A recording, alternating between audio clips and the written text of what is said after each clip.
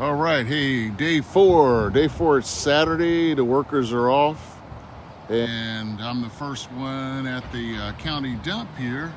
Actually, this is a third load. I probably have one more load to get everything all cleaned out.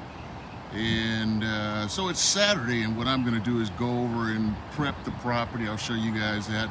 I'll get the post set up with concrete, so that when the guys come back on Monday, they'll already start putting posts in, putting pickets in.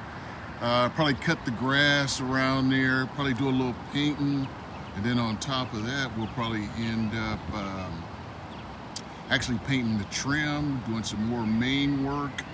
I'm probably going to cut some of the fencing down, try to put it up as a temporary, so I can start making the place look pretty good from the front. But just want to share with you, hey, I'm here at, the dump doesn't open up till 8 o'clock.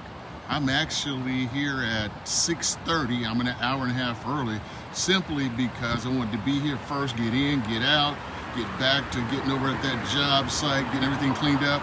So again, we'll be starting probably week number 2. I'll share that with you guys.